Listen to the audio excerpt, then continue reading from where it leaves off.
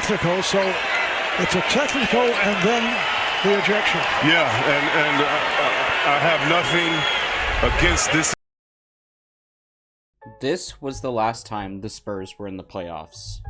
DeMar DeRozan was the best player on the team, coming off of the trade with Kawhi, who won the championship later that year. Yes, it was that long ago.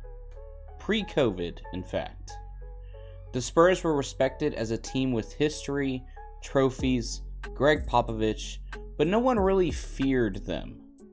For years after, the Spurs kept trying to find their footing with new stars or prospects. Some made a mark like Keldon Johnson and Vassell. Others were still good, but not what the team needed to push over the edge, like DeJounte Murray, Jeremy Sohan, Malachi, and so on.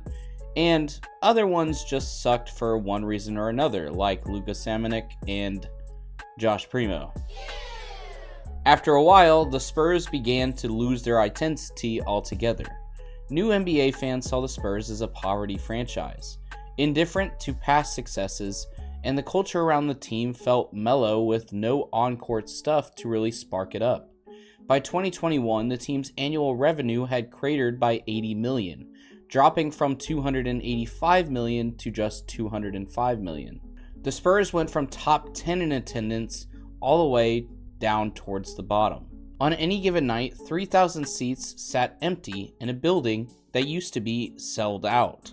That was until the 2023 draft. Wemby was the clear first-round pick. Any team acquiring him would have had their franchise trajectory drastically changed for the better. Except that was especially true for the Spurs specifically. Wemby was already connected to Spurs history before the draft even happened. In 2021, he signed with the Asvel, the French club owned and run by Tony Parker. That meant that one of the greatest Spurs ever had already seen Wemby up close.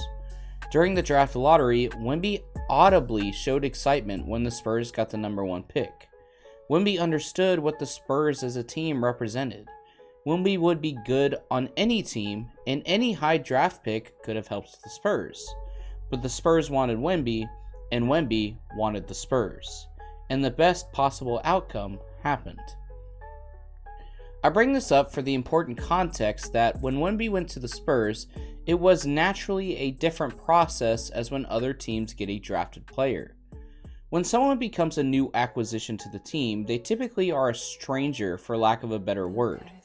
The franchise typically has to spend a lot of money not only developing their game and trying to integrate their skills as best they can to the rest of the team's playbook, but also they spend time on things like PR campaigns, integrating the player into the actual team identity, building relationships between the player and the community, making them understand that the city they play in is now their new home. With Wemby, a lot of that work was already done beforehand. Wemby understood the Spurs culture passed down from someone who lived it. While many videos may point out the statistical impact Wemby has had on the Spurs, which we will eventually do as well, many ignore the importance of this aspect as well, especially as the Spurs play their first playoff game tomorrow as I record this, and you can see the energy that is now in the city. Wemby was able to not only boost the Spurs in the way the box score shows, but in a way off the court that also impacts winning, and in doing so, made it look like he revived the entire city. The Spurs have always been one of the most ride-or-die fan bases in the entire NBA league. During the peak years, you could see a sea of people wearing silver and black mixed with Fiesta colors. People honked down the highways. People were making HEB a nationwide name, and downtown was busy and bustling. All of that in recent years has unfortunately kind of felt dead. Don't get me wrong, fans have always been there, but not with as much energy as before. Just within 24 hours of Wembanyama arriving, the Spurs had him at the Riverwalk and at dinner with Duncan, Robinson, Manu, and Sean Elliott. The team saw a 3,000% spike in season ticket sales. The Spurs fans knew that Wemby would lead them into a new era. In 2022, the Spurs were valued at $2 billion. By late 2025, the number reached $4.4 billion. That means they more than doubled their value with a $2.4 billion jump in just a 3-year window. The national TV opener that season drew 2.49 million viewers, up 63% from ESPN's comparable opener the year before. Unfortunately, those highly anticipated seasons, though, were still not as expected. In February 2025, after the All-Star break, Wemby was diagnosed with a deep vein thrombosis in his right shoulder and was shut down for the rest of the season. The Spurs lost their star, and normally that is the point where a young franchise centerpiece disappears into rehab. They fade out of the conversation for a while, and they wait for the comeback game to sort of restart the story. Wembanyama instead utilized this free time to do more off-court activities to boost the team. He told The Athletic that the diagnosis made him press the gas on projects that he had already been thinking about. He had more time away from the floor, and instead of letting that time turn him into a bystander, he used it to build something around the team that could still matter while he was not playing. Later that same year, Wemby announced the idea of the Jackals in September 2025, and they formally held tryouts organized by the Spurs and judged by Wemby himself. The goal was a new supporter section inspired by the ultras culture he had seen in Europe. This was all Wemby's idea. He said outright that if the group reached its full potential, it could help the Spurs win games. And in turn, it did exactly that, becoming a competitive edge over simple fan marketing. The Jackals launched that season in Section 114 with chants, flags, drums, assigned caps, and an expectation that members would show up to at least 75% of home games. Their name tied back into the Spurs' Coyote identity, but their style came from a kind of organized, non-stop culture that Wemby knew from Europe. When he later missed time with the calf strain, he still stayed involved with the Jackals. He showed up to cheer practice and helped lead new chants, and the Spurs coaching staff openly said that they were fine with it as part of his return program. The reporting around the group also says that he led the orientation himself, using a PowerPoint presentation to explain the cultural movement he wanted them to build. This is important because it's a huge dynamic shift from what most people are used to. Rather than the player having to learn the environment of the city and the team, Wemby was the one presenting the culture to the city. Then, he layered in even more traditions. In December 2025, after a win over Oklahoma City, Wemby grabbed the mic and announced a new post-game celebration, and he started the victory drum ritual at center court. According to the Express News, the fans loved it, the teammates loved it, and Wemby himself gets to choose who bangs the drum after the win. He was not only becoming the face of the team, but he was helping design what Spurs basketball felt like again. The arena was alive again, and it was loud, and it benefited the city as well. Downtown foot traffic on game days in 2025 and 2026 surged by nearly 30% compared to the DeRozan years. The financial valuation of the team followed the same trajectory. By April 2026, Wemby ranked second in NBA digital views with 2.43 billion and ranked fourth in jersey sales. On a fundamental level, Wemby brought back the feeling of the Spurs family into the city, which transitioned into wins on the court. Not only did the city feel connected to the Spurs, but the Spurs then felt connected to each other. They saw that the picture was bigger than them, something that's more often lost amongst this new generation of superstars and the player empowerment movement. The Spurs have never been at their best when one player dominates everything. You definitely could point to the Spurs championships and only think of Tim Duncan, but more often people would think of the big three, or even beyond that, the rest of the roster: Patty Mills, Danny Green, Tiago Splitter, and so on. For a few years, the Spurs lost that sense of identity, following the pattern the rest of the league was following with more of heliocentric ball movement. In the 2018 to 2021 season, The Spurs were a middle-of-the-pack passing team, often hovering around 15th or 16th in the league with about 24.4 assists per game.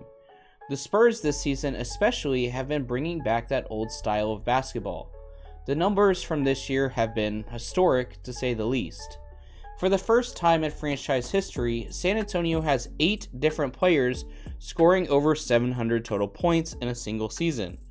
The 2026 Spurs have jumped to second in the NBA with 28.1 assists per game, a number that rivals the 2014 Beautiful Game Championship era.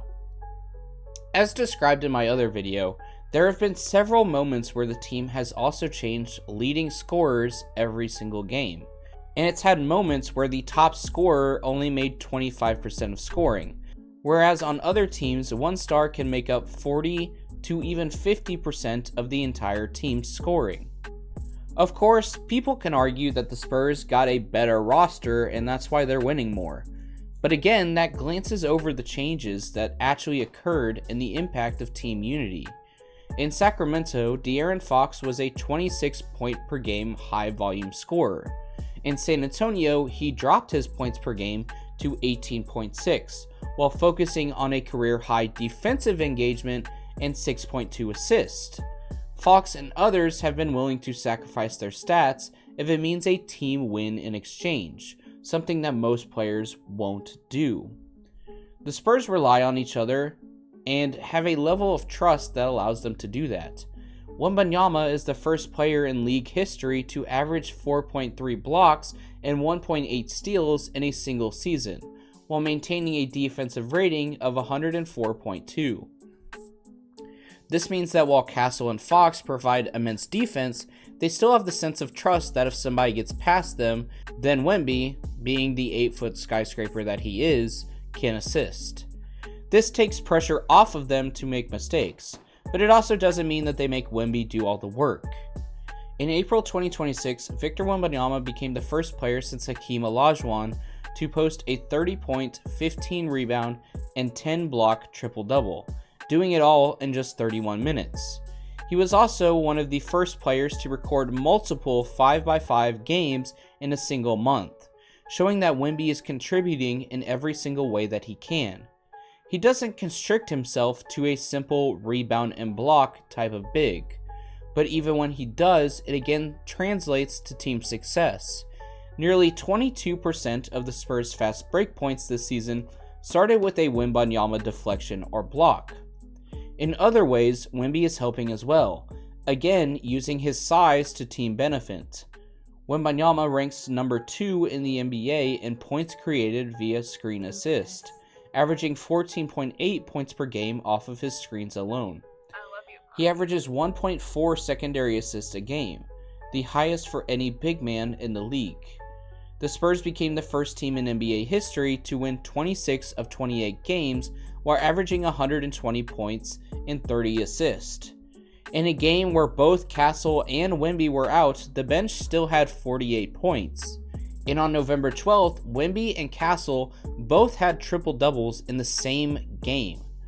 The Spurs note that it was the first time in franchise history 2 Spurs had triple-doubles in the same game, and they were the youngest duo in NBA history to do it. As a result, the Spurs finished as the second seed at 62-20, making it to the playoffs again for the first time in 7 years, and with that, we're seeing the energy that I was describing before. Wemby saved the Spurs by making San Antonio feel like San Antonio again. He brought back the symbiotic relationship between the city and the team and revitalized it by breathing breath back into it. And he made the team feel connected like a family, the same way it was for years with Pop and his wine dinners of the past. Wemby wasn't just a number 1 prospect, but he also gave the Spurs a symbol of what being a Spur truly means. Anyways, if you enjoyed this video, be sure to subscribe and share the video around. You can also use the hype filter as it does help me reach more people. And with all that said, these are the videos that YouTube thinks you'll enjoy next, so be sure to check those out, and I'll see you all in the next one.